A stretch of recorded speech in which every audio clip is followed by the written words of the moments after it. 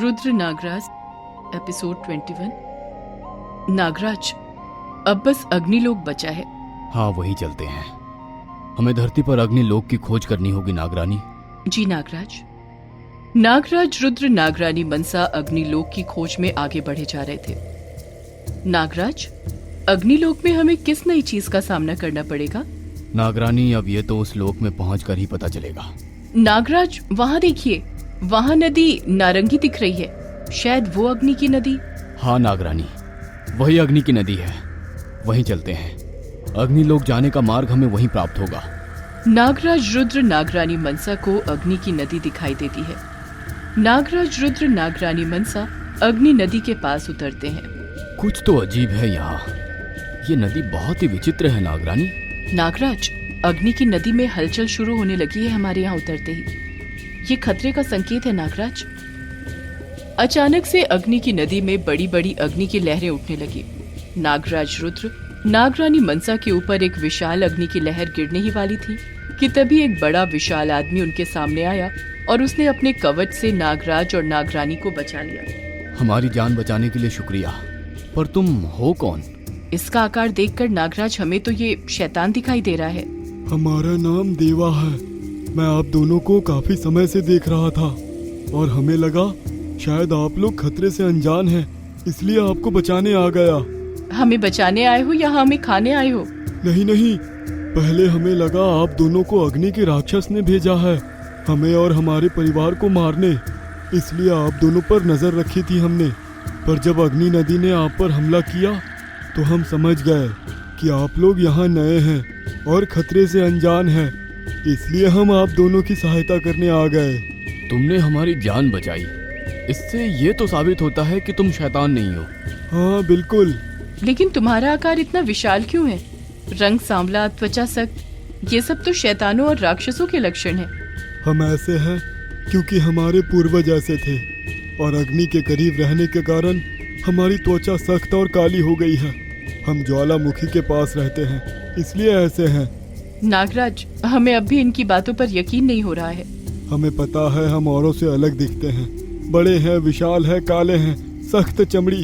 हम बहुत अलग हैं, इसलिए हम अलग रहते हैं। पर आप दोनों भी तो सामान्य नहीं हो, आप लोग नाग नागिन हो। आप यहाँ किस कारणवश आए हैं? हम यहाँ बहुत ही महत्वपूर्ण कारण से आए हैं, लेकिन तुम्हें ये कारण बताए या नहीं, यही उलझन है। हम समझ गए, आपको हम पर यकीन नहीं है। एक काम करते हैं, आप दोनों हमारे घर चलिए, मेरे परिवार से मिलिए, आपको मेरी सच्चाई पर यकीन हो जाएगा। ठीक है। नागराज, रुद्र और नागरानी मनसा देवा के साथ उसके घर की ओर चल पड़े।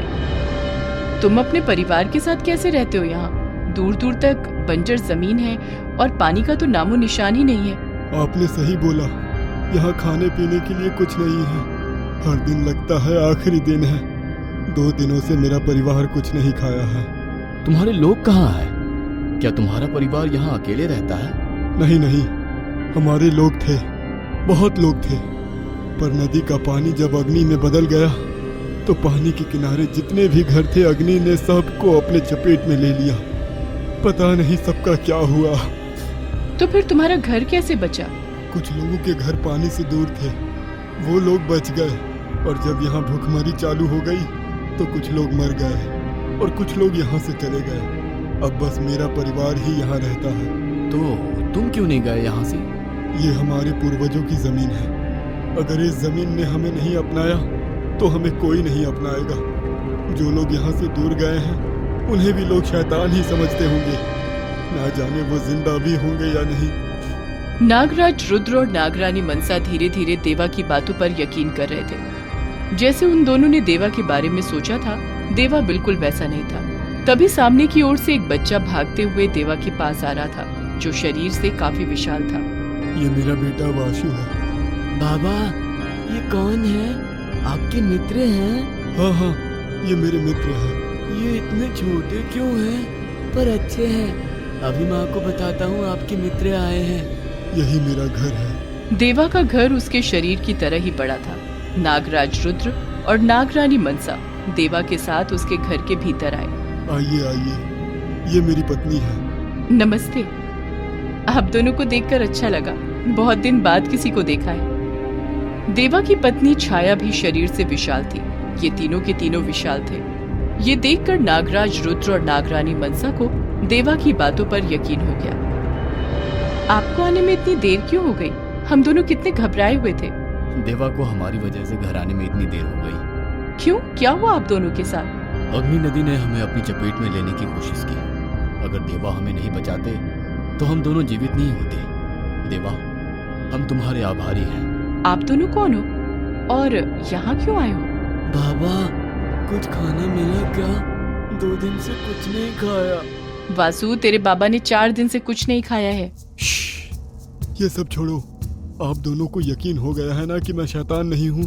तो अब बताइए, आप दोनों कौन हैं और यहाँ क्यों आए हैं?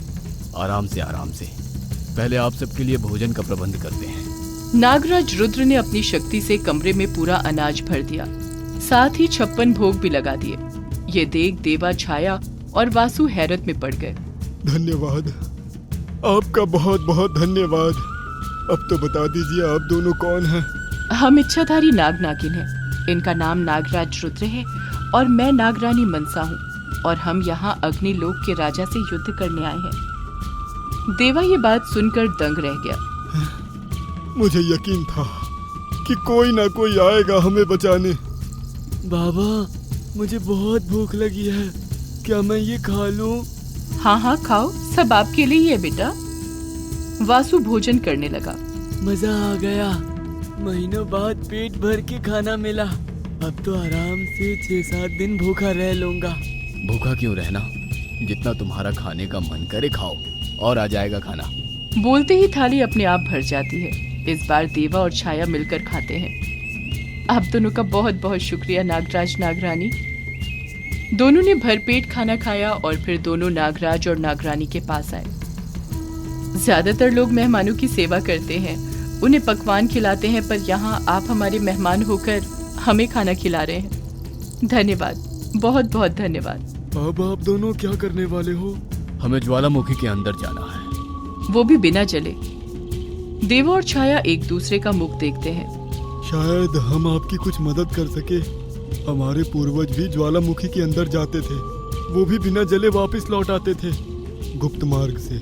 चलिए, हम आपको वो मार्ग दिखाते हैं। छाया नागराज रुद्र और नागरानी मनसा को कमरे से गुफा मार्ग दिखाते हैं। इसी मार्ग से हमारे पूर्वजों का आना जाना होता था, पर अब ये रास्ता बंद है। यहाँ तो दीवार है, रास्ता कहाँ है?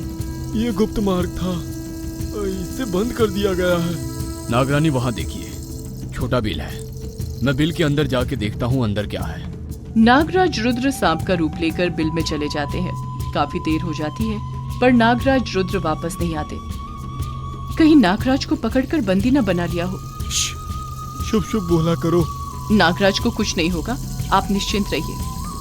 क्या नागराज रुद्र वापस आएंगे या उन्हें भी बंदी बना लिया गया है? क्या नागराज ने ज्वालामुखी तक जाने का मार्ग ढूंढ लिया? जानने के लिए देखते रहिए हमारा अगला एपिसोड, नागराज रुद्र।